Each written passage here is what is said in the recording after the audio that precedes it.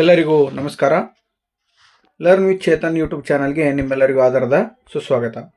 ಇಂದಿನ ದಿನ ನಾವು 10ನೇ ತರಗತಿಯ ವಿಜ್ಞಾನ ವಿಷಯ, ನಾಳೆ ನಡೀತಕ್ಕಂತಹ ವಿಜ್ಞಾನ ವಿಷಯದ 2ನೇ ಪೂರ್ವ ಸಿದ್ಧತಾ ಪರೀಕ್ಷೆಯ ಒಂದು ಸಹಾಯವಾಗುವಂತಹ ವಿಡಿಯೋವನ್ನು ನಿಮ್ಮ ಮುಂದೆ ತರಲಿಕ್ಕೆ ಪ್ರಯತ್ನವನ್ನು ಮಾಡಿದ್ದೇವೆ.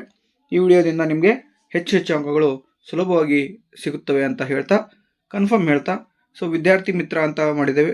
10ನೇ ತರಗತಿ ಇದು ಒಂದು ಮೈಂಡ್ ಮ್ಯಾಪ್ಸ್ನ ವಿಡಿಯೋ ಆಗಿರ್ತದೆ. ಈ ಮೈಂಡ್ ಮ್ಯಾಪ್ಸ್ನಿಂದ ನೀವು ಸುಲಭವಾದಂತಹ ಕಲಿಕೆಯನ್ನು ಮಾಡ್ಬೋದು, ಹಾಗೆ ದೀರ್ಘಕಾಲದ ನೆನಪನ್ನು ಇಟ್ಕೋಬಹುದು, ಹಾಗೆ ಸ್ಪಷ್ಟ ಕಲಿಕೆಯನ್ನು ಕೂಡ ಮಾಡಬಹುದು ಅಂತ ಹೇಳ್ತಾ ಮೈಂಡ್ ಮ್ಯಾಪ್ಸ್ ವಿದ್ಯಾರ್ಥಿ ಮಿತ್ರ ಪರೀಕ್ಷಾ ಸಿದ್ಧತಾ ಸರಣಿ ಸೈನ್ಸ್ ಸ್ಲೈಡ್ಸ್ ಆಗಿರ್ತವೆ, ಎಲ್ಲ ಮೈಂಡ್ ಮ್ಯಾಪ್ಸ್ ಆಗಿರ್ತದೆ. ಬನ್ನಿ, ಇನ್ನೂ ಯಾರು ನಮ್ಮ ಚಾನಲನ್ನು ಸಬ್ಸ್ಕ್ರೈಬ್ ಮಾಡ್ಕೊಂಡಿಲ್ವೋ ದಯವಿಟ್ಟು ಸಬ್ಸ್ಕ್ರೈಬ್ ಮಾಡ್ಕೊಳ್ಳಿ. ಯಾಕಪ್ಪ ಅಂದರೆ ನಿಮ್ಮ ಒಂದೊಂದು ಸಬ್ಸ್ಕ್ರಿಪ್ಷನ್ ನಮಗೆ ಹೆಚ್ಚು ವಿಡಿಯೋ ಮಾಡಲಿಕ್ಕೆ ಸಹಾಯ ಮಾಡುತ್ತೆ ಅಂತ ಹೇಳ್ತಾ ಬನ್ನಿ ವಿಡಿಯೋನ ಸ್ಟಾರ್ಟ್ ಮಾಡೋಣ. ಮೊದಲಿಗೆ ವಾಷಿಂಗ್ ಸೋಡಾ ಅಂತ ಇದೆ. ಈ ವಾಷಿಂಗ್ ಸೋಡಾದ ಉಪಯೋಗಗಳನ್ನು ನೋಡ್ತಾ ಹೋಗ್ಬಿಡೋಣ. ಓಕೆನಾ. ವಾಷಿಂಗ್ ಸೋಡಾನ ಬೋರಾಕ್ಸ್ ಉತ್ಪಾದನೆಯಲ್ಲಿ ಬಳಸ್ತೀವಿ. ಹಾಗೆ ಗಾಜು, ಸಾಬೂನು, ಕಾಗದ ಕಾರ್ಖಾನೆಗಳಲ್ಲಿ ಈ ಒಂದು ವಾಷಿಂಗ್ ಸೋಡಾವನ್ನು ನಾವು ಬಳಸ್ತಾ ಹೋಗ್ತೇವೆ. ಹಾಗೆ ಗೃಹ ಬಳಕೆಯ ಸ್ವಚ್ಛಕಾರಿಯಾಗಿ ಕೂಡ ಈ ಒಂದು ವಾಷಿಂಗ್ ಸೋಡಾವನ್ನು ನಾವು ಬಳಸ್ತೇವೆ. ಮತ್ತು ನೀರಿನ ಶಾಶ್ವತ ಗಡಸುತನ ನಿವಾರಣೆಯಲ್ಲಿ ಕೂಡ ಇದನ್ನು ಬಳಸ್ತೀವಿ. ಓಕೆನಾ. ಇದು ವಾಷಿಂಗ್ ಸೋಡಾ, ನಿಮಗೆ ನೆನಪಲ್ಲಿ ಇಟ್ಕೊಳ್ರಿ. ಓಕೆ, ಈಸಿಯಾಗಿದೆ. ಇನ್ನು ಎರಡೇದು ನೋಡ್ರಿ, ಸೋಡಿಯಂ ಹೈಡ್ರಾಕ್ಸೈಡ್ ಅಂತ NaOH. ಇದು ಕ್ಲೋರಾಲ್ಕಲಿ ಪ್ರಕ್ರಿಯೆಯಲ್ಲಿ ಬರ್ತದೆ. ಇದು ಲೋಹಗಳ ಜಿಡ್ಡು ನಿವಾರಣೆಯಲ್ಲಿ ಬಳಸ್ತಾರೆ, ಸಾಬೂನು ಮತ್ತು ಮಾರ್ಜಕಗಳ ತಯಾರಿಕೆಯಲ್ಲಿ ಬಳಸ್ತಾರೆ, ಹಾಗೆ ಕೃತಕ ನೂಲುಗಳ ತಯಾರಿಕೆಯಲ್ಲಿ ಕೂಡ ಸೋಡಿಯಂ ಹೈಡ್ರಾಕ್ಸೈಡ್ NaOH ಅನ್ನು ಬಳಸ್ತಾರೆ. ಅಷ್ಟೇ ಅಲ್ಲದೆ ಕಾಗದ ತಯಾರಿಕೆಯಲ್ಲಿ ಕೂಡ ಸೋಡಿಯಂ ಹೈಡ್ರಾಕ್ಸೈಡನ್ನು ಬಳಸ್ತಾರೆ. ಓಕೆನಾ. ಇನ್ನು ಮುಂದಿನದಾಗಿ ಪ್ಲಾಸ್ಟರ್ ಆಫ್ ಪ್ಯಾರಿಸ್ POP ಅಂತ ಕರಿತೇವೆ ನಾವು.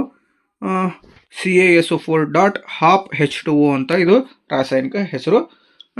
ಇದು ಉಪಯೋಗಗಳನ್ನು ನೋಡ್ತಾ ಹೋಗೋಣ. ಇದನ್ನು POP ಅಥವಾ ಪ್ಲಾಸ್ಟರ್ ಆಫ್ ಪ್ಯಾರಿಸನ್ನು ನುಣುಪಾದ ಮೇಲ್ಮೈ ನಿರ್ಮಾಣಕ್ಕಾಗಿ ಬಳಸ್ತಾರೆ, ಹಾಗೆ ಆಟಿಕೆಗಳ ತಯಾರಿಕೆಯಲ್ಲಿ ಬಳಸ್ತಾರೆ, ಅಲಂಕಾರಿಕ ವಸ್ತುಗಳ ತಯಾರಿಕೆಯಲ್ಲಿ ಬಳಸ್ತಾರೆ, ಹಾಗೆ ಮುರಿದ ಮೂಳೆಗಳಿಗೆ ಆಧಾರ ಲೇಪನವಾಗಿ ಕೂಡ ಈ ಒಂದು ಪ್ಲಾಸ್ಟರ್ ಆಫ್ ಪ್ಯಾರಿಸನ್ನು ಬಳಸ್ತಾರೆ. ಓಕೆ, ಅಷ್ಟೇ ಅಲ್ಲದೆ ಮೂರ್ತಿಗಳ ತಯಾರಿಕೆಯಲ್ಲೂ ಕೂಡ POP ಅಥವಾ ಪ್ಲಾಸ್ಟರ್ ಆಫ್ ಪ್ಯಾರಿಸನ್ನು ಬಳಸುತ್ತೇವೆ. ನೆಕ್ಸ್ಟು ಅಡಿಗೆ ಸೋಡಾ NaHCO3. ಈ ಅಡಿಗೆ ಸೋಡಾವನ್ನು ಬ್ರೆಡ್ ಮತ್ತು ಕೇಕ್ ತಯಾರಿಕೆಯಲ್ಲಿ ಬೇಕರಿಯಲ್ಲಿ ಬಳಸುತ್ತಾರೆ. ಬೆಂಕಿ ಆರಿಸುವ ಸೋಡಾ ಆ್ಯಸಿಡ್ ಉಪಕರಣಗಳಲ್ಲಿ ಬಳಸುತ್ತಾರೆ. ಅಷ್ಟೇ ಅಲ್ಲದೆ ಆಮ್ಲಶಾಮಕವಾಗಿ ಕೂಡ ಬಳಸ್ತಾರೆ. ನಮ್ಗೆ ಯಾವಾಗ ಗ್ಯಾಸ್ಟ್ರಿಕ್ ಆಗಿರ್ತದಲ್ಲ ಆವಾಗ ಸೋಡಾ ಕುಡಿತೀವಲ್ಲ, ಅಲ್ಲಿ ಆಮ್ಲಶಾಮಕವಾಗಿ ಬಳಸ್ತಾರೆ. ಇನ್ನು ವಾಷಿಂಗ್ ಸೋಡಾ ತಯಾರಿಕೆಯಲ್ಲಿ ಕೂಡ ಈ ಅಡಿಗೆ ಸೋಡಾವನ್ನು ಬಳಸ್ತಾ ನಾವು ಸೋಡಿಯಂ ಹೈಡ್ರೋಜನ್ ಕಾರ್ಬೋನೇಟ್ ಅನ್ನೋದನ್ನು NaHCO3 ಅಂತ ಕರಿತೀವಿ. ಓಕೆನಾ. ಇನ್ನು ನೆಕ್ಸ್ಟು ಚಲುವೆ ಪುಡಿ ಅಂತ ಇದೆ. ಚಲುವೆ ಪುಡಿಯ ರಾಸಾಯನಿಕ ಹೆಸರು ಕ್ಯಾಲ್ಸಿಯಂ ಆಕ್ಸಿಕ್ಲೋರೈಡ್ ಅಂತ ಕರಿತೀವಿ. ಇದರ ಒಂದು ಅಣುಸೂತ್ರ CaOCl2 ಆಗಿರ್ತದೆ. ಈ ಒಂದು ಚಲುವೆ ಪುಡಿಯನ್ನು ಬಟ್ಟೆ ಕಾರ್ಖಾನೆಯಲ್ಲಿ ಹತ್ತಿ ಮತ್ತು ನಾರಿಗೆ ಬಿಳುಪು ನೀಡಲು ಬಳಸ್ತವೆ, ಲಾಂಡ್ರಿಯಲ್ಲಿ ತೊಳೆದ ಬಟ್ಟೆಗಳಿಗೆ ಬಿಳುಪು ನೀಡಲು, ಹಾಗೆ ಕಾಗದ ಕಾರ್ಖಾನೆಯಲ್ಲಿ ಮರದ ತಿರುಳಿಗೆ ಬಿಳುಪು ನೀಡಲು ಬಳಸ್ತೀವಿ. ಅಷ್ಟೇ ಅಲ್ಲದೆ ರಾಸಾಯನಿಕ ಕಾರ್ಖಾನೆಯಲ್ಲಿ ಉತ್ಕರ್ಷಣಕಾರಿಯಾಗಿ ಕೂಡ ಬಳಸ್ತೀವಿ. ಇನ್ನು ಕುಡಿಯುವ ನೀರನ್ನು ಕ್ರಿಮಿಮುಕ್ತಗೊಳಿಸಲು ಕೂಡ ಈ ಒಂದು ಚಲುವೆ ಪುಡಿಯನ್ನು ನಾವು ಬಳಸುತ್ತೇವೆ. ನೆಕ್ಸ್ಟು ಹೈಡ್ರೋಜನ್ ಇದೆ. ಓಕೆ, ಇದು ಕೂಡ ಕ್ಲೋರಾಲ್ಕಲಿ ಪ್ರಕ್ರಿಯೆ ಉತ್ಪನ್ನವಾಗಿರ್ತದೆ. ಈ ಹೈಡ್ರೋಜನ್ ಎಲ್ಲಿ ಬಿಡುಗಡೆ ಆಗತ್ತಪ್ಪ ಅಂದ್ರೆ ಕ್ಯಾಥೋಡ್ನಲ್ಲಿ ಬಿಡುಗಡೆ ಆಗುತ್ತೆ. ಇದು 1 ಮಾರ್ಕ್ ಇಂಪಾರ್ಟೆಂಟ್ ಆಗ್ತದೆ, ಸಾಕಷ್ಟು ಬಾರಿ ಕೇಳಿದ್ದಾನೆ. ಕ್ಲೋರಾಲ್ಕಲಿ ಪ್ರಕ್ರಿಯೆಯಲ್ಲಿ ಕ್ಯಾಥೋಡ್ನಲ್ಲಿ ಬಿಡುಗಡೆ ಆಗುವ ಅನಿಲ ಯಾವುದು ಅಂತ ಕೇಳಿದ್ದಾನೆ. ಹಾಗಾಗಿ ಹೈಡ್ರೋಜನ್ ಕ್ಯಾಥೋಡ್ನಲ್ಲಿ ಬಿಡುಗಡೆ ಆಗ್ತದೆ. ಇನ್ನು ಇದನ್ನು ಇಂಧನವಾಗಿ ಬಳಸುತ್ತೇವೆ, ರಸಗೊಬ್ಬರಗಳಿಗೆ ಅಮೋನಿಯಾವಾಗಿ ಕೂಡ ಬಳಸ್ತೇವೆ. ಅಷ್ಟೇ ಅಲ್ಲದೆ ಕೃತಕ ಬೆಣ್ಣೆ ತಯಾರಿಕೆಯಲ್ಲಿ ಕೂಡ ಈ ಒಂದು ಹೈಡ್ರೋಜನನ್ನು ನಾವು ಬಳಸುತ್ತೇವೆ. ಇನ್ನು ನೆಕ್ಸ್ಟು ಕ್ಲೋರಿನ್. ಇದು ಆ್ಯನೋಡ್ನಲ್ಲಿ ಕ್ಲೋರಾಲ್ಕಲಿ ಪ್ರಕ್ರಿಯೆಯ ಉತ್ಪನ್ನವಾಗಿದ್ದು ಆ್ಯನೋಡ್ನಲ್ಲಿ ಬಿಡುಗಡೆ ಆಗ್ತದೆ. ಇದನ್ನು ಸೋಂಕುನಾಶಕ ಮತ್ತು ಕೀಟನಾಶಕವಾಗಿ ಬಳಸುತ್ತೇವೆ. ನೀರಿನ ಶುದ್ಧೀಕರಣದಲ್ಲಿ ಕ್ಲೋರಿನನ್ನು ಉಪಯೋಗಿಸ್ತೀವಿ. ಹಾಗೆ PVC ಪೈಪ್ಗಳಲ್ಲಿ ಮತ್ತು CFCಗಳ ತಯಾರಿಕೆಯಲ್ಲಿ ಕೂಡ ಬಳಸ್ತೇವೆ. ಇನ್ನು ಈಜುಕೋಳದಲ್ಲಿ ಶುದ್ಧೀಕಾರಕವಾಗಿ ಕೂಡ ಈ ಒಂದು ಕ್ಲೋರಿನನ್ನು ನಾವು ಬಳಸುವುದನ್ನು ನೋಡ್ತೀವಿ. ಓಕೆನಾ. ಇಂಪಾರ್ಟೆಂಟ್ ಇವೆಲ್ಲ. ನೀವು ಈಸಿಯಾಗಿ ನೀವು ಏನು ಮಾಡ್ಬೋದು, ನೋಟನ್ನು ಮಾಡ್ಕೊಳ್ಳೋದ್ರಿಂದ ಮೂಲಕ ಹೆಚ್ಚು ಅಂಕಗಳನ್ನು ಸುಲಭವಾಗಿ ಪಡಿಬಹುದು. ಈ ಒಂದು ವಿಡಿಯೋ ಆಗಿದೆ, ಇಷ್ಟ ಆಗಿದ್ದರೆ ನಿಮಗೆ ದಯವಿಟ್ಟು ಲೈಕ್ ಮಾಡಿ, ಕಮೆಂಟ್ ಮಾಡಿ. ಇನ್ನು ನೆಕ್ಸ್ಟ್ ನೋಡಿದ್ರೆ ಆಮ್ಲ ಮತ್ತು ಪ್ರತ್ಯಾಮ್ಲಗಳಿದ್ದಾವೆ. ವ್ಯತ್ಯಾಸ ನೋಡಿ, ಇಲ್ಲಿ ಆಮ್ಲ ಹುಳಿ ರುಚಿ ಹೊಂದಿದ್ರೆ ಪ್ರತ್ಯಾಮ್ಲಗಳು ಕಹಿ ರುಚಿಯನ್ನು ಹೊಂದಿವೆ. ಇನ್ನು ಆಮ್ಲಗಳು ನೀಲಿ ಲಿಟ್ಮಸನ್ನು ಕೆಂಪು ಬಣ್ಣಕ್ಕೆ ಬದಲಿಸಿದರೆ ಪ್ರತ್ಯಾಮ್ಲಗಳು ಕೆಂಪು ಲಿಟ್ಮಸನ್ನು ನೀಲಿ ಬಣ್ಣಕ್ಕೆ ಏನು ಮಾಡ್ತಾವೆ ಅಂತ ಪರಿವರ್ತಿಸ್ತವೆ. ಓಕೆನಾ. ವ್ಯತ್ಯಾಸ ಕೇಳಿದರೆ 2 ಅಂಕಕ್ಕೆ. ಇನ್ನು ನೆಕ್ಸ್ಟು ಅಲೋಹಗಳ ಭೌತ ಗುಣಗಳನ್ನು ನೋಡ್ತಾ ಹೋಗೋಣ. ಅಲೋಹಗಳು ಘನ, ದ್ರವ, ಅನಿಲ ರೂಪದಲ್ಲಿರ್ತವೆ. ತನ್ಯತೆ ಮತ್ತು ಕುಟ್ಯತೆ ಗುಣವನ್ನು ಇವು ಅಲೋಹಗಳು ಹೊಂದಿರುವುದಿಲ್ಲ. ಇವು ಅಲೋಹಗಳು ಕಠಿಣವಾಗಿರುವುದಿಲ್ಲ ಮತ್ತು ಉಷ್ಣ ಮತ್ತು ವಿದ್ಯುತ್ನ ಅವಾಹಕವಾಗಿರ್ತವೆ. ಅಲೋಹಗಳು ಹೊಳಪನ್ನು ಹೊಂದಿರುವುದಿಲ್ಲ, ಹಾಗೆ ಶಾಬ್ದನ ಗುಣವನ್ನು ಕೂಡ ಹೊಂದಿರುವುದಿಲ್ಲ. ಅಲೋಹಗಳ ಭೌತ ಗುಣಗಳು. ಓಕೆನಾ. ಸೊ 6 ಇಂಪಾರ್ಟೆಂಟ್ ಪಾಯಿಂಟ್ಗಳು. ಓಕೆ, ನೆನಪಲ್ಲಿ ಇಟ್ಕೊಡ್ರಿ. ಇನ್ನು ನೆಕ್ಸ್ಟು ರಾಸಾಯನಿಕ ಕ್ರಿಯೆ ನಡೆದಿದೆ ಎಂದು ನಿರೂಪಿಸುವ ಅಂಶಗಳು ಯಾವ್ಯಾವಪ್ಪ ಅಂದ್ರೆ, ಒಂದು ಅನಿಲದ ಬಿಡುಗಡೆ ಆಗ್ತದೆ. ಒಂದು ರಾಸಾಯನಿಕ ಕ್ರಿಯೆ ನಡೆದೈತಪ್ಪ ಅಂದ್ರೆ ಒಂದು ಏನಾಗಬೇಕು, ಅನಿಲದ ಬಿಡುಗಡೆ ಆಗಿರಬೇಕು, ಅಥವಾ ಬಣ್ಣದಲ್ಲಿ ಬದಲಾವಣೆ ಆಗಿರಬೇಕು, ಅಥವಾ ತಾಪದಲ್ಲಿ ಬದಲಾವಣೆ ಆಗಿರಬೇಕು. ಇಲ್ಲ, ಇವು ಯಾವುದೂ ಆಗಿಲ್ಲಪ್ಪ ಅಂದ್ರೆ ಒಂದು ಸ್ಥಿತಿಯಲ್ಲಿ ಕೂಡ ಬದಲಾವಣೆ ಆಗಿರಬೇಕು. 4ರಲ್ಲಿ ಒಂದಾದರೂ ನಡೆದಿರುತ್ತೆ. ಓಕೆ, ಅನಿಲದ ಬಿಡುಗಡೆ, ಬಣ್ಣದಲ್ಲಿ ಬದಲಾವಣೆ, ತಾಪದಲ್ಲಿ ಬದಲಾವಣೆ ಹಾಗೂ ಸ್ಥಿತಿ ಬದಲಾವಣೆ. ಈ 4 ಅಂಶಗಳು ಏನಾಗ್ತವೆ, ಒಂದು ರಾಸಾಯನಿಕ ಕ್ರಿಯೆ ನಡೆದತಿ ಅಂತ ತಿಳಿಸುವಂತಹ ಅಂಶಗಳು ಆಗಿರುತ್ತವೆ. ಇನ್ನು ನೆಕ್ಸ್ಟ್ ನೋಡಿ, ರೋಧ ಅವಲಂಬಿಸಿರುವ ಅಂಶಗಳು. ವಾಹಕದ ರೋಧ ಅವಲಂಬಿಸಿರುವ ಅಂಶಗಳು ಅಂತ ಕೇಳಿದರೆ, ವಸ್ತುವಿನ ಪ್ರಾಕೃತಿಕ ಗುಣ ಅಥವಾ ಸ್ವಭಾವ, ವಾಹಕದ ಉದ್ದ, ವಾಹಕದ ಅಡ್ಡ ಕೊಯ್ತ, ಹಾಗೆ ವಸ್ತುವಿನ ತಾಪಮಾನಕ್ಕೆ ಈ ಒಂದು ಅವಲಂಬನೆ ಆಗಿರ್ತದೆ. ಯಾವುದು? ವಿದ್ಯುತ್ ರೋಧ, ರೆಸಿಸ್ಟೆನ್ಸ್. ವಾಹಕದ ರೋಧವು ಅವಲಂಬಿಸಿರುವ ಅಂಶಗಳು ಯಾವಪ್ಪ ಅಂದರೆ, ವಾಹಕದ ಉದ್ದಕ್ಕೆ ನೇರ ಅನುಪಾತದಲ್ಲಿರ್ತದೆ, ವಾಹಕದ ಅಡ್ಡ ಕೊಯ್ತಕ್ಕೆ ವಿಲೋಮ ಅನುಪಾತದಲ್ಲಿರ್ತದೆ, ಹಾಗೂ ವಸ್ತುವಿನ ಪ್ರಾಕೃತಿಕ ಸ್ವಭಾವ ಮತ್ತು ವಸ್ತುವಿನ ತಾಪಕ್ಕೆ ಅವಲಂಬನೆಯನ್ನು ಹೊಂದಿರ್ತದೆ. ಇದು ಯಾವುದು? ವಾಹಕದ ರೋಧ. ಇದು ಇಂಪಾರ್ಟೆಂಟ್ ಪ್ರಶ್ನೆ. ನೆಕ್ಸ್ಟ್ ಅಯಾನಿಕ ಸಂಯುಕ್ತಗಳ ಗುಣಲಕ್ಷಣಗಳನ್ನು ಕೇಳಿದಾನೆ. ಸೊ ಈ ವೆರಿ ಇಂಪಾರ್ಟೆಂಟ್ ಕ್ವಶನ್ ಇದು. ಈ ಅಯಾನಿಕ ಸಂಯುಕ್ತಗಳು ದ್ರವಿತ ಸ್ಥಿತಿಯಲ್ಲಿ ವಿದ್ಯುತ್ನ ವಾಹಕವಾಗಿರ್ತವೆ. ದ್ರವಿಸಿದ ಸ್ಥಿತಿಯಲ್ಲಿ ವಿದ್ಯುತ್ನ ವಾಹಕಗಳಾಗಿರ್ತವೆ. ಇವುಗಳು ಘನ ವಸ್ತುಗಳಾಗಿದ್ದು ಕಠಿಣವಾಗಿರುತ್ತವೆ, ನೀರಿನಲ್ಲಿ ವಿಲೀನವಾಗುತ್ತವೆ. ಆದರೆ ಸಾವಯವ ದ್ರಾವಕಗಳಾದ ಪೆಟ್ರೋಲ್ ಮತ್ತು ಡೀಸೆಲ್ಗಳಲ್ಲಿ ವಿಲೀನವಾಗೋದಿಲ್ಲ. ಅಷ್ಟೇ ಅಲ್ಲದೆ ಕರಗುವ ಮತ್ತು ಕುದಿ ಬಿಂದುವನ್ನು ಅಧಿಕವಾಗಿ ಹೊಂದಿರುತ್ತವೆ. ಇಂಪಾರ್ಟೆಂಟ್. ಓಕೆ, ಇನ್ನು ನೆಕ್ಸ್ಟ್ ನೋಡ್ರಿ, ಅಪಧಮನಿಗಳು ಅಂತ ಇದೆ. ಸೊ ಅಪಧಮನಿಗಳು ಏನೇನು ಮಾಡ್ತಪ್ಪ ಅಂತ ನೋಡ್ತಾ ಹೋಗೋಣ. ಅಪಧಮನಿಗಳು ಶುದ್ಧ ರಕ್ತವನ್ನು ಹೃದಯದಿಂದ ದೇಹದ ನಾನಾ ಭಾಗಗಳಿಗೆ ಸಾಗಿಸ್ತವೆ. ಅಪಧಮನಿಗಳು ಶುದ್ಧ ರಕ್ತವನ್ನು ಅಂದರೆ ಆಕ್ಸಿಜನ್ ಸಹಿತ ರಕ್ತವನ್ನು ಹೃದಯದಿಂದ ದೇಹದ ವಿವಿಧ ಅಂಗಾಂಗಗಳಿಗೆ ಸಾಗಿಸುತ್ತದೆ. ಈ ಅಪಧಮನಿಗಳು ದಪ್ಪ ಭಿತ್ತಿಯನ್ನು ಹೊಂದಿವೆ. ಅಪಧಮನಿಗಳು ದಪ್ಪ ಭಿತ್ತಿಯನ್ನು ಹೊಂದಿವೆ. ಯಾಕಪ್ಪ ಅಂದರೆ ರಕ್ತವನ್ನು ಹೆಚ್ಚು ಒತ್ತಡದಿಂದ ಸಾಗಿಸಬೇಕಾಗಿರೋ ಕಾರಣದಿಂದಾಗಿ ಹೆಚ್ಚಿನ ಒತ್ತಡ ಹಾಕೋದ್ರಿಂದ ಆ ಒಂದು ಭಿತ್ತಿ ಹರಿಬಾರ್ದು, ಕಟ್ ಆಗಬಾರ್ದು ಅನ್ನೋ ಉದ್ದೇಶದಿಂದಕ್ಕೆ ಅಪಧಮನಿಗಳು ಏನಾಗ್ತವೆ, ದಪ್ಪ ಭಿತ್ತಿಯನ್ನು ಹೊಂದಿದ್ದಾವೆ. ಹಾಗೆಯೇ ಅಪಧಮನಿಗಳು ಕವಾಟಗಳನ್ನು ಏನಾಗಿರಲ್ಲ, ಹೊಂದಿರುವುದಿಲ್ಲ. ಇದು ಅಪಧಮನಿಗಳ ಬಗ್ಗೆ ವಿವರಣೆ. ಓಕೆ, ಅಪಧಮನಿಗಳ ಕಾರ್ಯ ಕೇಳಿದರೆ 3 ಪಾಯಿಂಟನ್ನು ಬರೀರಿ. Very important. ಮೊನ್ನೆ ಮೊದಲನೇ ಪರೀಕ್ಷೆಯಲ್ಲಿ ಕೂಡ ಈ ಒಂದು ಪ್ರಶ್ನೆಯನ್ನು ಅಪಧಮನಿ ಮತ್ತು ಅಭಿಧಮನಿಗಳ ಬಗ್ಗೆ ಕೇಳಿದ್ದುಂಟು. ಇನ್ನು ನೆಕ್ಸ್ಟ್ ಅಭಿಧಮನಿಗಳು ನೋಡಿ, ಇದು ಅಶುದ್ಧ ರಕ್ತವನ್ನು ದೇಹದ ನಾನಾ ಭಾಗಗಳಿಂದ ಹೃದಯಕ್ಕೆ ಸಾಗಿಸ್ತದೆ. ಅಶುದ್ಧ ರಕ್ತವನ್ನು ಏನು ಮಾಡ್ತದೆ ಅಂತ, ಹೃದಯದ ನಾನಾ ಭಾಗಗಳಿಂದ ಹೃದಯಕ್ಕೆ ಸಾಗಿಸ್ತದೆ. ಅಶುದ್ಧ ರಕ್ತ ಅಂದರೆ ಆಕ್ಸಿಜನ್ ರಹಿತ ರಕ್ತವನ್ನು, ಅಂದರೆ ಕಾರ್ಬನ್ ಡೈಆಕ್ಸೈಡ್ ಇರ್ತದೆ ಇದ್ರಾಗ, ಆಕ್ಸಿಜನ್ ರಹಿತ ರಕ್ತವನ್ನು ದೇಹದ ನಾನಾ ಭಾಗಗಳಿಂದ ಹೃದಯಕ್ಕೆ ತರ್ತದೆ. ಇನ್ನು ಈ ಅಭಿಧಮನಿಗಳು ಏನು ಮಾಡ್ತೈತಪ್ಪ ಅಂದ್ರೆ ತೆಳುವಾದ ಭಿತ್ತಿಯನ್ನು ಹೊಂದೈತಿ, ಭಿತ್ತಿಯನ್ನೆಲ್ಲ ದಪ್ಪವಾಗಿಲ್ಲ. ಇನ್ನು ಅಭಿಧಮನಿಗಳು ಕವಾಟಗಳನ್ನು ಹೊಂದಿರುತ್ತವೆ. ಓಕೆನಾ, ಇದು ಅಭಿಧಮನಿಗಳ ಕಾರ್ಯ. ಇನ್ನು ಲೋಹಗಳ ಗುಣಲಕ್ಷಣಗಳನ್ನು ನೋಡ್ರಿ. ಓಕೆ, ಅಷ್ಟೇ ಅಲ್ಲದೆ ಇಲ್ಲಿ ಲೋಹಗಳ ಬಗ್ಗೆ 1 ಅಂಕದ ಪ್ರಶ್ನೆಗಳನ್ನು ಕೇಳಿದರೆ ಯಾವ ರೀತಿ ಕೇಳ್ತಾನೆ ಅಂತ ನೋಡ್ರಿ. ದ್ರವ ರೂಪದ ಲೋಹ ಯಾವುದಪ್ಪ ಅಂದ್ರೆ ಪಾದರಸವಾಗಿರ್ತದೆ. ದ್ರವ ರೂಪದ ಲೋಹ ಪಾದರಸ, ಮರ್ಕ್ಯುರಿ ಅಂತ ಕರಿತೀವಿ. ಇನ್ನು ಮೃದುವಾದ ಲೋಹ ಯಾವುದಪ್ಪ ಅಂದ್ರೆ ಸೋಡಿಯಂ ಮತ್ತು ಪೊಟ್ಯಾಷಿಯಂ ಆಗ್ತದೆ. ಸೋಡಿಯಂ ಮತ್ತು ಪೊಟ್ಯಾಷಿಯಂ ಇವು ಎಷ್ಟು ಮೃದುವಾಗಿರ್ತವೆ ಅಂದರೆ ಚಾಕುವಿನಿಂದ ಸುಲಭವಾಗಿ ನಾವು ಕತ್ತರಿಸಬಹುದು. ಯಾವುದು? ಸೋಡಿಯಂ ಮತ್ತು ಪೊಟ್ಯಾಷಿಯಂ ಎಂಬ ಲೋಹಗಳನ್ನು ಚಾಕುವಿನಿಂದ ಸುಲಭವಾಗಿ ಕತ್ತರಿಸಬಹುದು. ಲೋಹಗಳ ಉತ್ತಮ ಉಷ್ಣವಾಹಕವಾಗಿರ್ತವೆ. ಯಾವುದಪ್ಪ ಅಂದ್ರೆ ಬೆಳ್ಳಿ ಮತ್ತು ತಾಮ್ರ, ಇವು ಉಷ್ಣವಾಹಕ. ಅಷ್ಟೇ ಅಲ್ಲದೆ ಕರೆಂಟನ್ನು ಕೂಡ ಹೆಚ್ಚಿನ ಪ್ರಮಾಣದಲ್ಲಿ ಪಾಸ್ ಮಾಡ್ತವೆ, 2 ಬೆಳ್ಳಿ ಮತ್ತು ತಾಮ್ರ. ಇನ್ನು ಲೋಹಗಳಲ್ಲಿ ಉಷ್ಣದ ದುರ್ಬಲ ವಾಹಕ ಯಾವುದಪ್ಪ ಅಂದರೆ ಸೀಸ ಮತ್ತು ಪಾದರಸವಾಗಿರ್ತದೆ. ಲೋಹಗಳು ಸೀಮೆ ಎಣ್ಣೆಯಲ್ಲಿ ಸಂಗ್ರಹಿಸುವ ಲೋಹ ಯಾವುದು ಅಂದರೆ ಸೋಡಿಯಂ ಮತ್ತು ಪೊಟ್ಯಾಷಿಯಂ. ಯಾಕಪ್ಪ ಅಂದರೆ ಇವು ತಣ್ಣೀರಿನೊಂದಿಗೆ ವರ್ತಿಸಿ ಕ್ಷಿಪ್ರವಾಗಿ ಬಿಡುಗಡೆ ಆದಂಥ ಹೈಡ್ರೋಜನ್ನೊಂದಿಗೆ ವರ್ತಿಸಿ ಏನಾಗ್ತವೆ, ಬೆಂಕಿ ಹೊತ್ತಿಕೊಂಡು ಉರಿತಾವೆ. ಓಕೆ, ಹಾಗಾಗಿ ಸೋಡಿಯಂ ಮತ್ತು ಪೊಟ್ಯಾಷಿಯಮನ್ನು ನಾವು ಎಲ್ಲಿ ಸಂಗ್ರಹಿಸ್ತವಪ್ಪ ಅಂದರೆ ಸೀಮೆ ಎಣ್ಣೆಯಲ್ಲಿ ಸಂಗ್ರಹಿಸ್ತೀವಿ. ಸೊ ಇಲ್ಲಿ ಪೊಟ್ಯಾಷಿಯಮ್ ಆಗೈತಿ, ಸ್ವಲ್ಪ ಪ್ರಿಂಟ್ ಮಿಸ್ಟೇಕ್ ಆಗಿದೆ, ಕ್ಷಮೆ ಇರಲಿ. ಇನ್ನು ನೋಡ್ರಿ, ಲೋಹಗಳ ರಾಸಾಯನಿಕ ಗುಣಗಳಾಗಿರ್ತವೆ. ಇವು ಲೋಹಗಳು ಇಲೆಕ್ಟ್ರಾನ್ ದಾನಿಗಳಾಗಿರ್ತವೆ. ಲೋಹಗಳು ಏನಾಗಿರ್ತವಪ್ಪ ಅಂದರೆ ಇಲೆಕ್ಟ್ರಾನ್ ದಾನಿಗಳಾಗಿರ್ತವೆ.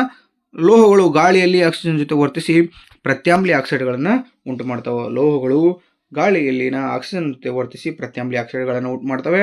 ಹಾಗೆಯೇ ತಮ್ಮ ಅತ್ಯಂತ ಹೊರಕವಚದಲ್ಲಿ 1 ಅಥವಾ 2 ಅಥವಾ 3 ಎಲೆಕ್ಟ್ರಾನ್ಗಳನ್ನು ಹೊಂದಿರ್ತವೆ ಅನ್ನೋದು ಇಂಪಾರ್ಟೆಂಟ್ ಆಗ್ತದೆ. ಇನ್ನು ನೆಕ್ಸ್ಟ್ ನೋಡ್ರಿ, ಅಲೋಹಗಳ ರಾಸಾಯನಿಕ ಗುಣಗಳು. ಅಲೋಹಗಳು ಇಲೆಕ್ಟ್ರಾನ್ ಸ್ವೀಕಾರಿಗಳಾಗಿರ್ತಾರೆ. ಓಕೆ, ಇಲೆಕ್ಟ್ರಾನ್ಗಳನ್ನು ಇವರು ಪಡ್ಕೊಳ್ತಾರೆ ಬೇರೆಯವರಿಂದ, ಅಲೋಹಗಳಿಂದ. ಗಾಳಿಯಲ್ಲಿ ಆಕ್ಸಿಜನ್ ಜೊತೆ ವರ್ತಿಸಿ ಆಮ್ಲೀಯ ಆಕ್ಸೈಡ್ಗಳನ್ನು ಏನು ಮಾಡ್ತವಪ್ಪ ಅಂದ್ರೆ ಅಲೋಹಗಳು ಉಂಟು ಮಾಡ್ತವೆ. ತಮ್ಮ ಹೊರಕವಚದಲ್ಲಿ 4ಕ್ಕಿಂತ ಹೆಚ್ಚು ಇಲೆಕ್ಟ್ರಾನ್ಗಳನ್ನು ಹೊಂದಿರುತ್ತವೆ. ಯಾವುದೂ ಅಲೋಹಗಳು. ನೆಕ್ಸ್ಟ್ ನೋಡ್ರಿ, ವಾಯುಕ ಉಸಿರಾಟ ಮತ್ತು ಅವಾಯುಕ ಉಸಿರಾಟ ಅಂತ ಕೇಳಿದಾನೆ. ಸೊ ವ್ಯತ್ಯಾಸ ಇರ್ತದೆ ಇಲ್ಲಿ. ವ್ಯತ್ಯಾಸ 2 ಅಂಕದ ಪ್ರಮುಖವಾದಂತಹ ಪ್ರಶ್ನೆ ಇದು. ಸಾಕಷ್ಟು ಬಾರಿ ವಾರ್ಷಿಕ ಪರೀಕ್ಷೆಯಲ್ಲೂ ಕೂಡ ಬಂದಿದೆ. ಸೊ ವಾಯುಕ ಉಸಿರಾಟ ಅಂದ್ರೆ ಏನಪ್ಪಾ, ಆಕ್ಸಿಜನ್ ಉಪಸ್ಥಿತಿಯಲ್ಲಿ ನಡೀತಕ್ಕಂಥ ಕೆಲಸವಾಗಿರ್ತದೆ ಅದು. ಓಕೆ, ಆಕ್ಸಿಜನ್ ಉಪಸ್ಥಿತಿ. ಇನ್ನು ಹೆಚ್ಚಿನ ಶಕ್ತಿ ಏನಾಕತಿ ಇಲ್ಲಿ ಬಿಡುಗಡೆ ಆಕತಿ. ಆ ವಾಯುವಿಕ ಉಸಿರಾಟದಲ್ಲಿ ಏನಾಕತಿ, ಹೆಚ್ಚಿನ ಶಕ್ತಿ ಬಿಡುಗಡೆ ಆಗ್ತದೆ. ಇನ್ನು ಮೈಟೋಕಾಂಡ್ರಿಯಾದಲ್ಲಿ ಈ ಒಂದು ವಾಯುವಿಕ ಉಸಿರಾಟ ನಡೀತದೆ.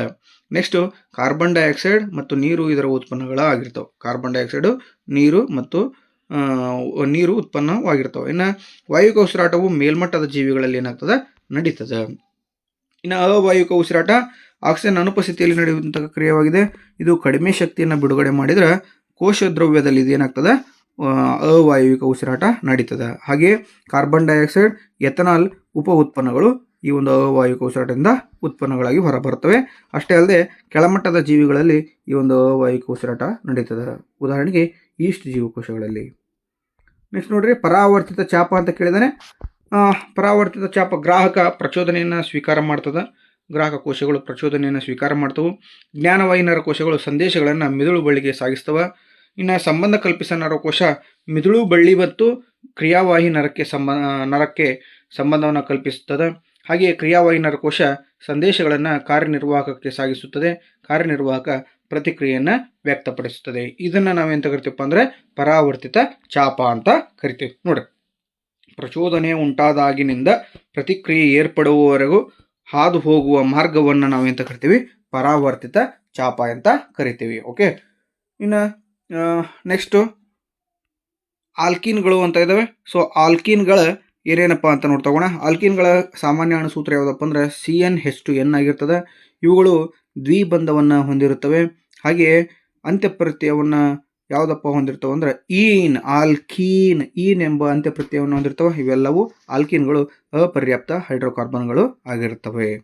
ಇನ್ನು ನೆಕ್ಸ್ಟು ಆಲ್ಕೇನ್ಗಳ ಸಾಮಾನ್ಯ ಅಣುಸೂತ್ರ CnH2n+2. ಇವುಗಳು ಏಕಬಂಧವನ್ನು ಹೊಂದಿರ್ತವೆ. ಅಂತ್ಯಪ್ರತ್ಯಯ ಎಂಬ ಪ್ರತ್ಯಯವನ್ನು ಹೊಂದಿರ್ತವೆ ಅಂತ್ಯದಲ್ಲಿ. ಹಾಗೆ ಆಲ್ಕೇನ್ಗಳು ಪರ್ಯಾಪ್ತ ಸಂಯುಕ್ತಗಳು ಅಥವಾ ಪರ್ಯಾಪ್ತ ಹೈಡ್ರೋಕಾರ್ಬನ್ಗಳು ಆಗಿರ್ತವೆ. ಇನ್ನು ನೆಕ್ಸ್ಟು ಆಲ್ಕೈನ್ಗಳು. ಇವುಗಳ ಸಾಮಾನ್ಯ ಅಣುಸೂತ್ರ CnH2n-2. ಆಲ್ಕೈನ್ಗಳು ತ್ರಿಬಂಧವನ್ನು ಹೊಂದಿವೆ. ಆಲ್ಕೈನ್ಗಳು ಅಂತ್ಯಪ್ರತ್ಯಯ ಅಂತ ಅಂತ್ಯಪ್ರತ್ಯಯವನ್ನು ಒಳಗೊಂಡಿರ್ತವೆ. ಅಷ್ಟೇ ಅಲ್ಲದೆ ಆಲ್ಕೈನ್ಗಳು ಅಪರ್ಯಾಪ್ತ ಸಂಯುಕ್ತಗಳು ಆಗಿರುತ್ತವೆ. ಇನ್ನು ನೆಕ್ಸ್ಟ್ ವೆರಿ ವೆರಿ ಇಂಪಾರ್ಟೆಂಟ್, ಸಾಕಷ್ಟು ಬಾರಿ ರಿಪೀಟೆಡ್ ಆದಂಥ ಪ್ರಶ್ನೆ, ಕಾಂತೀಯ ಬಲರೇಖೆಗಳ ಗುಣಲಕ್ಷಣಗಳು ಅಂತ ಕೇಳಿದಾನೆ. ಕಾಂತೀಯ ಬಲರೇಖೆಗಳು ಉತ್ತರ ಧ್ರುವದಲ್ಲಿ ಉತ್ಸರ್ಜಿತವಾಗಿ ದಕ್ಷಿಣ ಧ್ರುವದಲ್ಲಿ ವಿಲೀನಗೊಳ್ತವೆ. ಇವುಗಳ ಸಾಂದ್ರತೆ ಧ್ರುವಗಳಲ್ಲಿ ಅಧಿಕವಾಗಿರುತ್ತದೆ. ಕಾಂತೀಯ ಬಲರೇಖೆಗಳು ಆವೃತ ಜಾಲಗಳಾಗಿವೆ. ಕಾಂತೀಯ ಬಲರೇಖೆಗಳು ಒಂದನ್ನೊಂದು ಛೇದಿಸುವುದಿಲ್ಲ ಅಂತ ಬರೀಬೇಕಾಗ್ತದೆ ನೀವು. ಹಾಗೆ ಇನ್ನೊಂದು ಪಾಯಿಂಟು, ಕಾಂತೀಯ ಬಲರೇಖೆಗಳು ಕಾಂತದ ಒಳಭಾಗದಲ್ಲಿ ದಕ್ಷಿಣದಲ್ಲಿ ಉತ್ಸರ್ಜಿಸಿ ಉತ್ತರದಲ್ಲಿ ವಿಲೀನವಾಗ್ತವೆ ಅಂತ ಬರೀಬೇಕಾಗ್ತದೆ. ಇನ್ನು ನೆಕ್ಸ್ಟ್ ನೋಡ್ರಿ, ಎಡಗೈನ ಹೆಬ್ಬೆರಳು ನಿಯಮ. ಕ್ಷಮೆ ಇರಲಿ, ಫ್ಲೇಮಿಂಗನ ಎಡಗೈ ಹೆಬ್ಬೆರಳು ನಿಯಮ. ಸೊ ವೆರಿ ವೆರಿ ಇಂಪಾರ್ಟೆಂಟ್ ಇದೆ. ತೋರು ಬೆರಳು ಕಾಂತಕ್ಷೇತ್ರದ ದಿಕ್ಕನ್ನು ಉಂಟು ಮಾಡ್ತದೆ, ಸೂಚಿಸ್ತದೆ. ಮಧ್ಯದ ಬೆರಳು ವಿದ್ಯುತ್ ಪ್ರವಾಹದ ದಿಕ್ಕನ್ನು ಸೂಚಿಸ್ತದೆ. ಹಾಗೆ ಹೆಬ್ಬೆರಳು ವಾಹಕದ ಮೇಲೆ ವರ್ತಿಸುವ ಬಲದ ದಿಕ್ಕನ್ನು ಸೂಚಿಸ್ತದೆ. ಇದು ಎಡಗೈನ ಫ್ಲೇಮಿಂಗನ ಎಡಗೈ ನಿಯಮದ ವಿವರಣೆ ಆಗ್ತದೆ. ಇನ್ನು ನೆಕ್ಸ್ಟು ಕ್ರಿಯಾ ಗುಂಪುಗಳು ಅಂತ ಇದ್ದಾವೆ. ಕ್ರಿಯಾ ಗುಂಪುಗಳ ಬಗ್ಗೆ ನೋಡ್ತಾ ಹೋಗೋಣ. ಕಾರ್ಬಾಕ್ಸಿಲಿಕ್ ಆಮ್ಲದ ಸಂಕೇತ COOH ಆಗಿರ್ತದೆ. ಆಲ್ಕೋಹಾಲ್ನ ಸಂಕೇತ OH ಆಗಿರ್ತದೆ. ಕ್ಲೋರೋ ಅನ್ನೋದನ್ನ ಸಂಕೇತ Cl. ಬ್ರೋಮೋದು ಹ್ಯಾಲೋಜನ್ಗಳ ಬ್ರೋಮೋ ಆಗಿರ್ತಕ್ಕಂಥದ್ದು ಅದರ ಸಂಕೇತ Br ಆಗಿರ್ತದೆ. Aldehyde CHO. ಹಾಗೆ ಕೀಟೋನ್ C11O ಅನ್ನೋದು ಕ್ರಿಯಾ ಗುಂಪುಗಳು ಮತ್ತು ಅವುಗಳ ಸಂಕೇತಗಳು ಆಗಿರ್ತವೆ. ಇನ್ನೊಂದಿದೆ ಅಮೈನ್ ಅಂತ, ಅದರ ಸಂಕೇತ NH2 ಆಗಿರ್ತದೆ, ನೆನಪಲ್ಲಿ ಇರಲಿ. ನೆಕ್ಸ್ಟು ಸಹವೇಲೆನ್ಸಿ ಸಂಯುಕ್ತಗಳು ಅಂತ ಕೇಳಿದಾನೆ. ಸೊ ಮೊನ್ನೆ ಒಂದು ಕ್ವಶನ್ ಬಂದಿತ್ತಿದ್ದು, ಸಹವೇಲೆನ್ಸಿ ಸಂಯುಕ್ತಗಳ ಲಕ್ಷಣಗಳನ್ನು ಬರೀರಿ ಅಂತ. ಸೊ ಸಾವಯವ ದ್ರಾವಕದಲ್ಲಿ ವಿಲೀನಗೊಳ್ತಾವೆ ಅಂತ ನೋಡ್ರಿ. ಸಹವೇಲೆನ್ಸಿ ಸಂಯುಕ್ತಗಳು ಏನಾಗ್ತಪ್ಪ, ಸಾವಯವ ದ್ರಾವಕದಲ್ಲಿ ವಿಲೀನಗೊಳ್ತವೆ. ಇವುಗಳ ದ್ರವಣ ಬಿಂದು ಮತ್ತು ಕುದಿಯುವ ಬಿಂದು ಕಡಿಮೆ ಇರ್ತದೆ. ಹಾಗೆಯೇ ಸಹವೇಲೆನ್ಸಿ ಸಂಯುಕ್ತಗಳು ಮೃದುವಾಗಿರುತ್ತವೆ. ಅಷ್ಟೇ ಅಲ್ಲದೆ ಇವುಗಳು ಅಂದರೆ ಸಹವೇಲೆನ್ಸಿ ಸಂಯುಕ್ತಗಳು ವಿದ್ಯುತ್ನ ದುರ್ಬಲ ವಾಹಕಗಳು ಆಗಿರ್ತವೆ. ಮ್ಯಾಕ್ಸ್ವೆಲ್ನ ಬಲಗೈ ಹೆಬ್ಬೆರಳು ನಿಯಮ, ಕ್ಷಮೆ ಇರಲಿ, ಫ್ಲೇಮಿಂಗ್ನ ಬಲಗೈ ಹೆಬ್ಬೆರಳು ನಿಯಮ. ಈ ನಿಯಮವನ್ನು ನಿಮ್ಗೆ ತೆಗೆದಿದ್ದಾರೆ, ಅದನ್ನು ಓದೋ ಅವಶ್ಯಕತೆ ಇಲ್ಲ. ಇನ್ನು ಅಲೈಂಗಿಕ ಸಂತಾನೋತ್ಪತ್ತಿ ನೋಡ್ರಿ, ವೆರಿ ವೆರಿ ಇಂಪಾರ್ಟೆಂಟ್ ಇದೆ. ಸಾಕಷ್ಟು ಬಾರಿ ರಿಪೀಟೆಡ್ ಆದಂತಹ ಪ್ರಶ್ನೆ. ದ್ವಿವಿದಳನ ಅಂದರೆ ಇಲ್ಲಿ ಅಲೈಂಗಿಕ ಸಂತಾನೋತ್ಪತ್ತಿಯಲ್ಲಿ ಒಟ್ಟು 6 ವಿಧಗಳು ಕಂಡು ಬರ್ತವೆ. ಸೊ 6 ವಿಧಗಳ ಬಗ್ಗೆ ನೋಡ್ತಾ ಹೋಗೋಣ. ಮೊದಲನೇದಾಗಿ ವಿದಳನ ಕಂಡು ಬರ್ತದೆ. ಆ ವಿದಳನದಲ್ಲಿ 2 ವಿಧ, ಒಂದು ದ್ವಿವಿದಳನ, ಇನ್ನೊಂದು ಬಹುವಿದಳನ. ದ್ವಿವಿದಳನಕ್ಕೆ ಉದಾಹರಣೆ ಯಾವುದಪ್ಪ ಅಂದ್ರೆ ಅಮೀಬಾ, ಇನ್ನೊಂದು ಲಿಶ್ಮೇನಿಯಾ ಅಂತ ಇದೆ. ಈ ಲಿಶ್ಮೇನಿಯಾ ಅನ್ನೋ ಜೀವಿ ದ್ವಿವಿದಳನಕ್ಕೆ ಉದಾಹರಣೆಯಾಗಿದ್ದು ಇದು ಕಾಲಾ ಆಜಾರ್ ಎಂಬ ರೋಗಕ್ಕೆ ಕಾರಣವಾಗ್ತದೆ, ನೆನಪಲ್ಲಿರಲಿ. ಇನ್ನು ಬಹುವಿದಳನ ಅಂದರೆ ಪ್ಲಾಸ್ಮೋಡಿಯಂ ವೈವಾಕ್ಸ್, ಇದು ಮಲೇರಿಯಾ ರೋಗಕ್ಕೆ ಕಾರಣವಾಗಿರ್ತದೆ. ಇನ್ನು ತುಂಡರಿಕೆ ಅಂತ ಐತಿ, ಇದು ಸ್ಪೈರೋಗೈರಾ ಜೀವಿಯಲ್ಲಿ ತುಂಡರಿಕೆ ಕಂಡುಬರ್ತದೆ. ಇನ್ನು ಬೀಜಿಕೆಗಳ ಇನ್ನು ಪುನರುತ್ಪಾದನೆ ಅಂತ ಇದೆ, ಪುನರುತ್ಪಾದನೆ ಹೈಡ್ರಾದಲ್ಲೂ ಕಂಡು ಬರ್ತೈತಿ ಮತ್ತು ಪ್ಲಾನೇರಿಯಾ ಜೀವಿಯಲ್ಲಿ ಕೂಡ ಕಂಡು ಬರ್ತದೆ. ಇನ್ನು ಕಾಯಿಜ ರೀತಿಯ ಸಂತಾನೋತ್ಪತ್ತಿಗೆ ಉದಾಹರಣೆ ಅಂದರೆ ಕಬ್ಬು ಮತ್ತು ಗುಲಾಬಿ ಸಸ್ಯಗಳು ಅಥವಾ ಅಂಟು ಕಿತ್ಕೊಂಬಂದು ಹಚ್ತವಲ್ಲ, ಅದು ಕಾಯಿಜ ರೀತಿಯ ಸಂತಾನೋತ್ಪತ್ತಿ. ಇನ್ನು ನೆಕ್ಸ್ಟ್ ಮೊಗ್ಗುವಿಕೆ ಅಂತ ಇದೆ. ಮೊಗ್ಗುವಿಕೆ ಹೈಡ್ರಾ ಜೀವಕೋಶಗಳಲ್ಲಿ, ಹೈಡ್ರಾದಲ್ಲಿ ಮತ್ತು ಈಸ್ಟ್ ಜೀವಕೋಶಗಳಲ್ಲಿ ಕಂಡು ಬರ್ತದೆ. ಇನ್ನು ಲಾಸ್ಟ್ ಕೊನೆಯದಾಗಿ ಬೀಜಕಗಳ ಉತ್ಪಾದನೆ ಅಂತ ಇದೆ. ಸೊ ರೈಸೋಪಸ್, ಬ್ರೆಡ್ ಮೋಲ್ಡ್ ಅಂತ ಏನು ಕರಿತೀವಲ್ಲ, ಸೊ ಅಲ್ಲಿ ಈ ಒಂದು ಅಲೈಂಗಿಕ ಸಂತಾನೋತ್ಪತ್ತಿ ಪ್ರಕ್ರಿಯೆಗಳು ನಡೀತಾವೆ. Very very important. ವಿವರಣೆ 5 ಅಂಕಕ್ಕೆ ಅಂತ ಕೇಳಿದರೆ ಬರೀರಿ, ಯಾಕಪ್ಪ ಅಂದರೆ ಈ ಸಲ 5 ಅಂಕದ ಪ್ರಶ್ನೆ ಸಂತಾನೋತ್ಪತ್ತಿ ಪಾಠದಲ್ಲೇ ಬರೋದು. ಫಿಕ್ಸ್ 100% ಸಂತಾನೋತ್ಪತ್ತಿ ಪಾಠದಲ್ಲೇ ಬರೋದು. ಇನ್ನು ನೆಕ್ಸ್ಟು ಲೈಂಗಿಕ ಸಂಪರ್ಕದಿಂದ ಹರಡುವ ರೋಗಗಳು ಯಾವಪ್ಪ ಅಂದರೆ ವೈರಸ್ನಿಂದ ಹರಡ್ತಕ್ಕಂಥ ರೋಗಗಳು ಏಡ್ಸ್ ಮತ್ತು ಪ್ರಜನನಾಂಗದ ಮೇಲಿನ ಗೂಳ್ಳೆಗಳಾಗಿರ್ತವೆ. ಇನ್ನು ಬ್ಯಾಕ್ಟೀರಿಯಾದಿಂದ ಹರಡ್ತಕ್ಕಂಥ ರೋಗಗಳು ಗೊನೇರಿಯಾ ಮತ್ತು ಸಿಫಿಲಿಸ್ ಎಂಬ ರೋಗಗಳು. ಬ್ಯಾಕ್ಟೀರಿಯಾದಿಂದ ಹರಡವು ಗೊನೇರಿಯಾ, ಸಿಫಿಲಿಸ್. ವೈರಸ್ನಿಂದ ಹರಡವು ಏಡ್ಸ್ ರೋಗಗಳು ಆಗಿರ್ತವೆ. ಇನ್ನು ಗಂಡು ಸಂತಾನೋತ್ಪತ್ತಿ ವಿವಿಧ ಭಾಗಗಳನ್ನು ನೋಡ್ತಾ ಹೋಗೋಣ. ಇವು ನೋಡಿ, ವೃಷಣಚೀಲ, ಪ್ರೊಸ್ಟೇಟ್ ಗ್ರಂಥಿ, ಮೂತ್ರ ವಿಸರ್ಜನಾ ನಾಳ, ಶಿಶ್ನ, ವೃಷಣಗಳು, ವೀರ್ಯನಾಳ ಅಥವಾ ವೀರ್ಯಕೋಶಿಕೆ ಅಂತ ಇದ್ದಾವೆ. ಸೊ ಇವೆಲ್ಲವೂ ಗಂಡು ಸಂತಾನೋತ್ಪತ್ತಿ ವಿವಿಧ ಭಾಗಗಳು ಆಗಿರ್ತವೆ. ಇನ್ನು ಹೆಣ್ಣು ಸಂತಾನೋತ್ಪತ್ತಿ ವಿವಿಧ ಭಾಗಗಳನ್ನು ನೋಡ್ತಾ ಹೋಗೋಣ. ಗರ್ಭಕೋಶ, ಅಂಡಾಶಯ, ಯೋನಿ ಮತ್ತು ಅಂಡನಾಳ ಅಥವಾ ಫೆಲೋಪಿಯನ್ ನಾಳ. ನೆಕ್ಸ್ಟು ಗರ್ಭ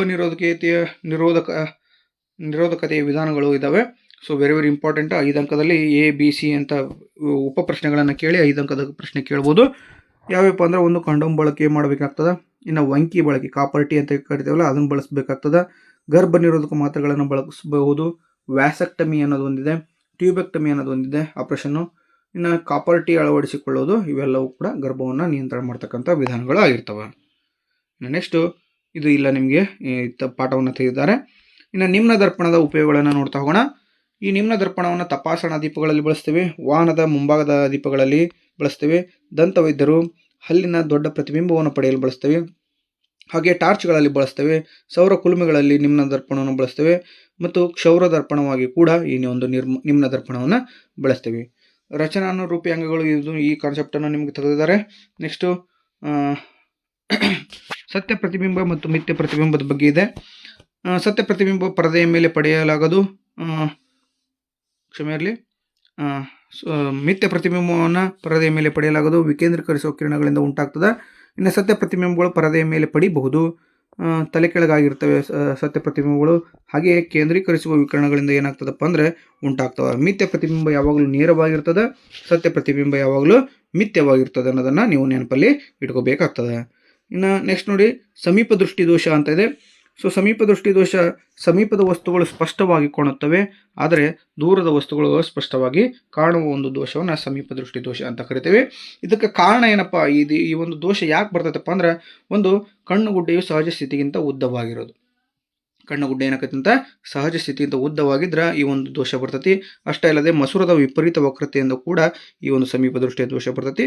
ಇದಕ್ಕೆ ಇದು ಒಂದು ಕಾರಣ ಆಯಿತು. ಈಗ ಈ ಒಂದು ದೋಷವನ್ನು ಹೆಂಗೆ ಸರಿಪಡಿಸ್ಬೋದಪ್ಪ ಅಂದ್ರೆ, ಸೂಕ್ತ ಸಾಮರ್ಥ್ಯವನ್ನು ಹೊಂದಿರತಕ್ಕಂಥ ನಿಮ್ನ ಮಸೂರವನ್ನು ಬಳಸಿ ನಾವು ಏನು ಮಾಡ್ಬೋದು, ಈ ಒಂದು ದೋಷವನ್ನು ಸರಿ ಮಾಡ್ಬೋದು. ಇನ್ನು ನೆಕ್ಸ್ಟು ದೂರದೃಷ್ಟಿ ದೋಷ. ದೂರದೃಷ್ಟಿ ದೋಷಕ್ಕೆ ಕಾರಣ ಏನಪ್ಪ, ಡೆಫಿನಿಷನ್ ಏನಪ್ಪ ಅಂದರೆ, ದೂರದ ವಸ್ತುಗಳು ಸ್ಪಷ್ಟವಾಗಿ ಕಾಣುತ್ತವೆ ಆದರೆ ಸಮೀಪದ ವಸ್ತುಗಳು ಅಸ್ಪಷ್ಟವಾಗಿ ಕಾಣುತ್ತವೆ. ಹಾಗಾದರೆ ಇದರ ಈ ಒಂದು ದೋಷ ಬರಲಿಕ್ಕೆ ಕಾರಣ ಏನಪ್ಪ ಅಂದರೆ, ಕಣ್ಣುಗುಡ್ಡೆಯು ಅತಿ ಚಿಕ್ಕದಾಗಿರುವುದು, ಹಾಗೆ ಮಸೂರದ ಸಂಗಮ ದೂರವು ಏನಾಗಿರ್ತದೆ, ಉದ್ದವಾಗಿರುತ್ತದೆ. ಈ 2 ಕಾರಣಗಳಿಂದ ನಮಗೆ ದೂರದೃಷ್ಟಿ ದೋಷ ಬರ್ತದೆ. ಸೊ ಈ ಒಂದು ದೋಷವನ್ನು ಸರಿಪಡಿಸಬೇಕಂದ್ರೆ ನಾವು ಸೂಕ್ತವಾದಂತಹ ಸಾಮರ್ಥ್ಯವನ್ನು ಹೊಂದಿರತಕ್ಕಂತಹ ಪೀನ ಮಸೂರವನ್ನು ಬಳಸಬೇಕಾಗ್ತದೆ. ನೆಕ್ಸ್ಟು ವಾಹಕದ ರೋಧ ಅವಲಂಬಿಸಿರುವ ಅಂಶಗಳು ಈಗಾಗಲೇ ನೋಡಿದ್ದೇವೆ. ಇದನ್ನ ವಾಹಕದ ತಾಪ, ವಾಹಕದ ಉದ್ದ, ವಸ್ತುವಿನ ಪ್ರಾಕೃತಿಕ ಗುಣ ಮತ್ತು ವಾಹಕದ ಅಡ್ಡ ಕೊಯ್ತಾಗಿರ್ತದೆ. ಮಿಶ್ರ ಲೋಹಗಳನ್ನು ನೋಡ್ರಿ, ವೆರಿ ವೆರಿ ಇಂಪಾರ್ಟೆಂಟ್. 1 ಅಥವಾ 2 ಅಂಕಕ್ಕೆ ಕೇಳ್ತಾನೆ. ಕಲೆರಹಿತ ಉಕ್ಕನ್ನು ನಾವು ಕಬ್ಬಿಣ, ಕಾರ್ಬನ್, ನಿಕ್ಕಲ್ ಮತ್ತು ಕ್ರೋಮಿಯಮನ್ನು ಬಳಸಿ ಕಲೆರಹಿತ ಉಕ್ಕನ್ನು ಉತ್ಪಾದನೆ ಮಾಡ್ತೇವೆ. ಇನ್ನು ಕಂಚು ಎಂಬ ಮಿಶ್ರಲೋಹವನ್ನು ತಾಮ್ರ ಮತ್ತು ತವರದಿಂದ ಉತ್ಪಾದನೆ ಮಾಡ್ತೇವೆ. ಬೆಸುಗೆ ಲೋಹವನ್ನು ಸೀಸ ಮತ್ತು ತವರದ ಮಿಶ್ರಲೋಹವಾಗಿರ್ತದೆ. ಹಿತ್ತಾಳೆಯು ಸತು ಮತ್ತು ತಾಮ್ರದ ಮಿಶ್ರಲೋಹವಾಗಿರ್ತದೆ. ಇನ್ನು ಆಭರಣ ಚಿನ್ನ ತಾಮ್ರ ಅಥವಾ ಬೆಳ್ಳಿಯಿಂದ ಈ ಒಂದು ಆಭರಣಗಳು ತಯಾರಿಕೆ ಆಗ್ತದೆ. ನೆಕ್ಸ್ಟ್ ಪರಾವರ್ತಿತ ಚಾಪ ಆಲ್ರೆಡಿ ನೋಡಿದ್ದೇವೆ. ನೆಕ್ಸ್ಟ್ ದೂರದೃಷ್ಟಿ ದೋಷ ನೋಡ್ರಿ, ಸಮೀಪ ದೃಷ್ಟಿ ದೋಷ, ಕಣ್ಣಿನ ಪಾಪೆ, ಇದ್ರ ಬಗ್ಗೆ ನೋಡ್ತಾ ಹೋಗೋಣ. ದೂರದೃಷ್ಟಿ ಹತ್ತಿರದ ವಸ್ತುಗಳನ್ನು ವೀಕ್ಷಿಸುವಲ್ಲಿ ಕಣ್ಣಿನ ಅಸಮರ್ಥತೆ, ಇದನ್ನು ಪೀನ ಮೊಸರು ಬಳಸಿ ನಿವಾರಿಸಬಹುದು. ಸಮೀಪ ದೃಷ್ಟಿ ದೋಷವನ್ನು ದೂರದ ವಸ್ತುಗಳು ಕಾಣೋದಿಲ್ಲ, ಹಾಗೆ ಇದನ್ನು ನಿಮ್ನ ಮೊಸರನ್ನು ಬಳಸಿ ನಿವಾರಿಸಬಹುದು. ಇನ್ನು ಕಣ್ಣಿನ ಪಾಪೆ ಏನು ಕೆಲಸ ಮಾಡ್ತದಪ್ಪ ಅಂದ್ರೆ ಕಣ್ಣನ್ನು ಪ್ರವೇಶಿಸುವ ಬೆಳಕಿನ ಪ್ರಮಾಣವನ್ನು ಏನು ಮಾಡ್ತೈತಿ ಕಣ್ಣಿನ ಪಾಪೆ ನಿಯಂತ್ರಣ ಮಾಡ್ತದೆ. ಇದು ಐರಿಸ್ ಕಣ್ಣಿನ ಪಾಪೆಯ ಗಾತ್ರವನ್ನು ನಿಯಂತ್ರಿಸ್ತದೆ. ಕಣ್ಣಿನ ಪಾಪೆಯ ಗಾತ್ರವನ್ನು ಐರಿಸ್ ಅಥವಾ ವರ್ಣಪಟಲ ನಿಯಂತ್ರಣ ಮಾಡ್ತದೆ. ಇನ್ನು ಕಾರ್ನಿಯಾ ಎಂಬುದು ಬೆಳಕು ಕಾರ್ನಿಯಾದ ಮೂಲಕ ಕಣ್ಣನ್ನು ಪ್ರವೇಶಿಸಲು ಸಹಾಯಕವಾಗ್ತದೆ. ಇನ್ನು ರೆಟಿನಾ ಅಥವಾ ಅಕ್ಷಿಪಟಲ ಪ್ರತಿಬಿಂಬ ಮೂಡುವ ಭಾಗ ಇದಾಗಿರ್ತದೆ, ದ್ಯುತಿ ಸಂವೇದಿ ಪರದೆಯನ್ನು ಹೊಂದಿರ್ತದೆ. ನೆಕ್ಸ್ಟ್ ವಿದ್ಯುತ್ ಉಪಕರಣಗಳ ಸಮಾಂತರ ಜೋಡಣೆಯ ಅನುಕೂಲಗಳು ಕೇಳಿದಾನೆ. ಸೊ ಇದು ಕೂಡ ಇಂಪಾರ್ಟೆಂಟ್ ಪ್ರಶ್ನೆ. ಪ್ರತಿಯೊಂದು ರೋಧಕಗಳ ನಡುವಿನ ವಿಭವಾಂತರ ಒಂದೇ ಆಗಿರ್ತದೆ. ಹಾಗೆ ಒಂದು ಉಪಕರಣ ಕೆಲಸ ಮಾಡದಿದ್ದಲ್ಲಿ ಬೇರೆ ಉಪಕರಣಗಳು ಏನು ಮಾಡ್ತವೆ ಅಂತ ಕೆಲಸ ಮಾಡ್ತವೆ. ರೋಧಕಗಳ ಒಟ್ಟು ಮೊತ್ತ ಸಾಮಾನ್ಯವಾಗಿ ಕಡಿಮೆ ಇರ್ತದೆ ಅನ್ನೋದು ಸಮಾಂತರ ಜೋಡಣೆಯ ಅನುಕೂಲಗಳು ಆಗ್ತವೆ. ಇನ್ನು ಓವರ್ಲೋಡ್ ಉಂಟಾಗಲು ಕಾರಣ ವೆರಿ ಇಂಪಾರ್ಟೆಂಟ್, ಸಾಕಷ್ಟು ಬಾರಿ ರಿಪೀಟೆಡ್ ಆದಂಥ ಪ್ರಶ್ನೆ.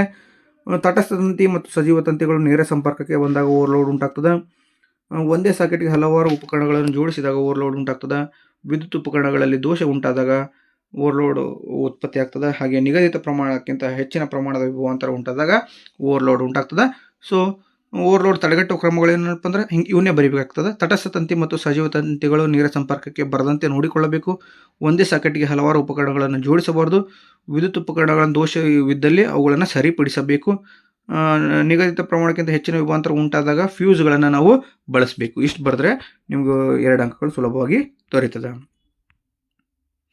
ಇನ್ನು ಲಾಸ್ಟ್ ಜೀವಕೋಶದಲ್ಲಿ ಗ್ಲೂಕೋಸ್ ವಿಭಜನೆ ಅಂತ ಇದೆ, ವೆರಿ ಇಂಪಾರ್ಟೆಂಟ್. ಸೊ 2 ಅಂಕ ಕೇಳತಕ್ಕಂಥದ್ದು, ಇಲ್ಲ 1 ಅಂಕ ಕೇಳ್ತಾನೆ. ಗ್ಲೂಕೋಸ್ ಕೋಶ ದ್ರವ್ಯದಲ್ಲಿ ಪೈರುವೇಟ್ ಆಗಿ ವಿಭಜನೆ ಆಗ್ತದೆ. ಈ ಆಕ್ಸಿಜನ್ ಅನುಪಸ್ಥಿತಿಯಲ್ಲಿ ಈಸ್ಟ್ ಜೀವಕೋಶಗಳಲ್ಲಿ ಕಂಡು ಬಂದರೆ ಎಥನಾಲ್, ಕಾರ್ಬನ್ ಡೈಆಕ್ಸೈಡ್ ಮತ್ತು ಶಕ್ತಿ ಉತ್ಪನ್ನಗಳಾಗಿ ಬಿಡುಗಡೆ ಆಗ್ತವೆ. ಇನ್ನು ಗ್ಲೂಕೋಸ್ ಆಕ್ಸಿಜನ್ನ ಕೊರತೆಯ ಸಂದರ್ಭದಲ್ಲಿ ಸ್ನಾಯು ಜೀವಕೋಶಗಳಲ್ಲಿ ನಡೀತದೆ. ಇಲ್ಲಿ ಲ್ಯಾಕ್ಟಿಕ್ ಆಮ್ಲ ಮತ್ತು ಶಕ್ತಿಯಾಗಿ ಬಿಡುಗಡೆ ಉತ್ಪನ್ನಗಳು ಕಂಡುಬರುತ್ತವೆ. ಇನ್ನು ಗ್ಲೂಕೋಸ್ ಪೈರುವೇಟ್ನ ಸಹಾಯದಿಂದ ಪೈರುವೇಟ್ನಲ್ಲಿ ಆಕ್ಸಿಜನ್ನ ಉಪಸ್ಥಿತಿಯಲ್ಲಿ ಮೈಟೋಕಾಂಡ್ರಿಯಾದಲ್ಲಿ ಕಾರ್ಯವನ್ನು ನಿರ್ವಹಿಸ್ತದೆ. ಸೊ ಆವಾಗ ಕಾರ್ಬನ್ ಡೈಆಕ್ಸೈಡ್, ನೀರು ಮತ್ತು ಶಕ್ತಿ ಬಿಡುಗಡೆ ಆಗ್ತದೆ. ಸೊ ಇದಾಗಿತ್ತು ಇಂದಿನ ವಿಡಿಯೋ. ಇಂದಿನ ವಿಡಿಯೋದಲ್ಲಿ ನಾವು ನಿಮಗೆ ಈಸಿಯಾಗಿ ಅರ್ಥವಾಗುವಂತೆ ಚಿತ್ರದ ಮೂಲಕ ಕಲರ್ಫುಲ್ಲಾಗಿ ಪ್ರಶ್ನೋತ್ತರಗಳಿಗೆ ಸುಲಭ ರೂಪದಲ್ಲಿ ನೆನಪಿಟ್ಟುಕೊಳ್ಳುವಂತಹ ಒಂದು ವಿಡಿಯೋನ ಮಾಡಿದ್ದೇವೆ ಅಂತ ಭಾವಿಸ್ತೇನೆ. ಈ ವಿಡಿಯೋ ನಿಮಗೆ ಇಷ್ಟವಾಗಿದ್ದರೆ ದಯವಿಟ್ಟು ಲೈಕ್ ಮಾಡಿ, ಶೇರ್ ಮಾಡಿ, ಕಮೆಂಟ್ ಮಾಡಿ, ಹಾಗೆ ಸಬ್ಸ್ಕ್ರೈಬ್ ಮಾಡ್ಕೊಳ್ಳೋದನ್ನು ದಯವಿಟ್ಟು ಮರಿಬೇಡಿ. ನಿಮ್ಮ ಒಂದೊಂದು ಸಬ್ಸ್ಕ್ರಿಪ್ಷನ್ ನಮಗೆ ಹೆಚ್ಚು ವಿಡಿಯೋಗಳನ್ನು ಮಾಡಲಿಕ್ಕೆ ಸ್ಫೂರ್ತಿಯನ್ನು ನೀಡುತ್ತೆ ಅಂತ ಹೇಳ್ತಾ ಇಷ್ಟೊತ್ತು ವಿಡಿಯೋ ನೋಡಿರ್ತಕ್ಕಂಥ ನಿಮ್ಮೆಲ್ಲರಿಗೆ ಧನ್ಯವಾದಗಳನ್ನು ತಿಳಿಸೋಕ್ಕೆ ಇಷ್ಟಪಡ್ತೀನಿ. ದಯವಿಟ್ಟು ಲೈಕ್ ಮಾಡಿ, ಶೇರ್ ಮಾಡಿ, ಕಮೆಂಟ್ ಮಾಡಿ, ಹಾಗೆ ಸಬ್ಸ್ಕ್ರೈಬ್ ಮಾಡ್ಕೊಳ್ಳೋದನ್ನು ಮರಿಬೇಡಿ. ಧನ್ಯವಾದಗಳು.